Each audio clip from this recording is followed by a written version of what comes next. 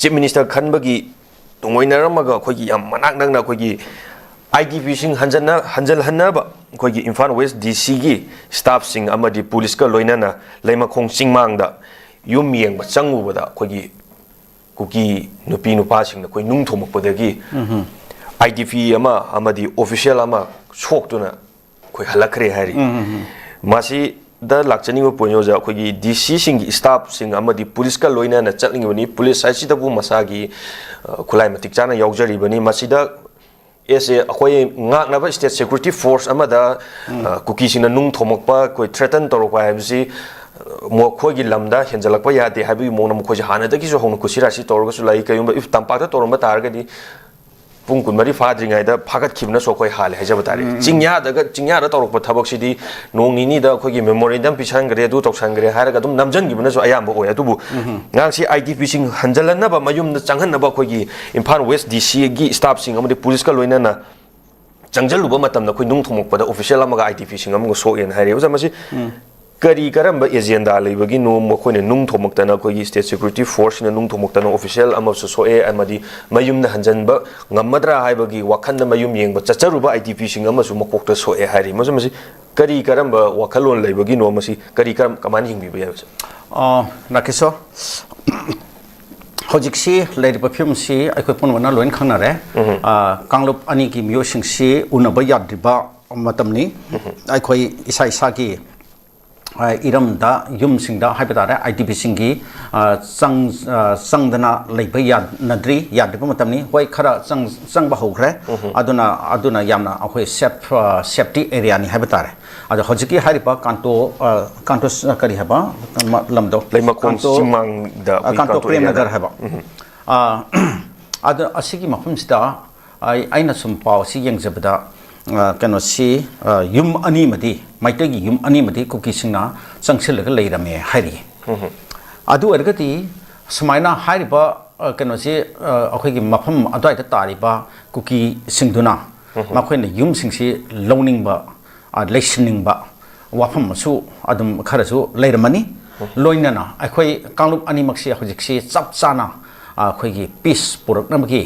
yana ba amar leidana khotna changthok saksin loin tongna ba khotpagi wafam si leitri ba haitare habdi crisis si akhoi solution ama lakri ba matam oiba aduna kanoda makhoi gi su makhoi na changba ya ba akhoi kuki gi su IDP sing mayam am leiri bani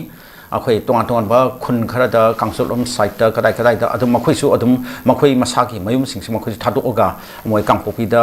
adum legi bokot ba khara su legra som nakan gina or jara sat brom site di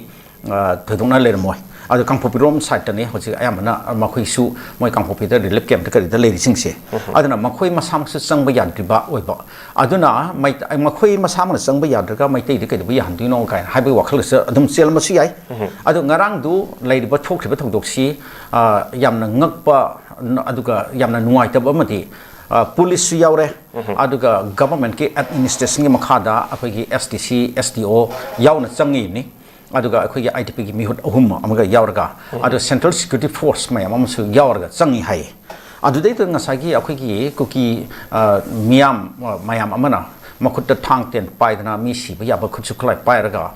utup watup thang da gi singjang nungjang paidana tala e nung thoma e ka kana haibasida ngasagi central security force na adumba mob ki kano sibu control tawna na baina yauri bani dana makhoi protect tawna mane yauri bani dana adu makhoi na karim ta protection ki thabak si tawgide haire aide makhoi na lathi charge to bui wafum leitre rubber bullet ka phi wafum leite adu tear gas kaptana khotna khoi gi tan dana khotna to bui wafum leite bo la ibadu migi akhoi government ki employee official yauri bani government ki official na makhoi inspection la ini hair ba yum singsi IDP singsi sanghan ba yaragadra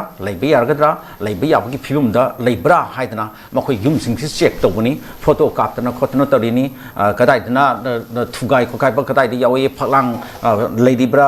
jingar yauribra haiban simba adigi renovation mathok taba repairing mathok taba singdana taunana ba haidana sarkar ki makhoi su government ki estimate semna na ba haidana makhoi su yeng bala ineba adugi matam da asmaina mob kambu amana mob kuki mob na talak na khotan to butu nga sai central security force na kar aim ta control tong na bo khona ki ta se masimak akhoi yamna questionable oiba makhoi gi attitude amani hai tare aduna central security force sing sida ngarang khakta ga sunat teba mama atu botta thodong mayam su legre na asom da keno da akhoi gi awa keno phobak chau keno da ikhai rom da keno da nomai kapsalakpa adigi bom thamakpa adigi somda keno da lamlai rom asong keno rom di site ta pukhaw rom site ta nomai kap thar pukholakpa sing bob mayam sida security central security force sing na karim da tawdana adom tumin adum leiba ngarang maksu nakhoi sel horo hangro na hai sini ne khwai de nok ni je makhoi leina makhoi ngak kadra hairaga ma kenu nakhoi sel horo hai sibu kari no bo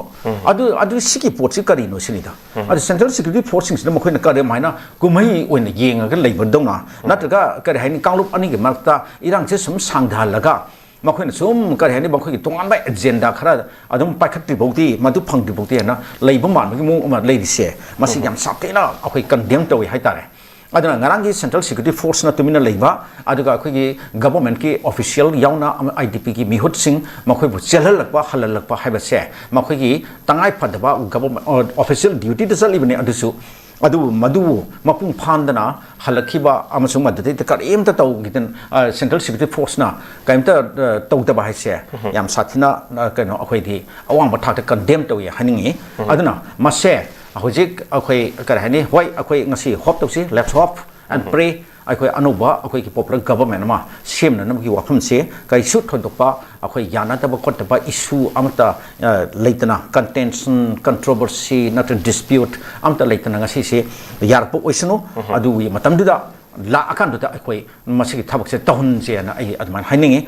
adu na tagadi sigi governor da hairu kaim kana dum mandre na adman ai thamjingi rakhiso okay yamna marik chumo from ni akhoi central force yauri bani dubu maitai gi akhoi state security force na nung thomok patara ga sunu khoi chelawro haira ga su is nutrient person amo oina central paramilitary force amo oina makhoi na madu tawgonu haira ga control torum basu yai adubu makhoi bo yaungna chelak labra haibdu gi wahang ni mayam da gi lai bjo za thak chari aduga mathang la chinu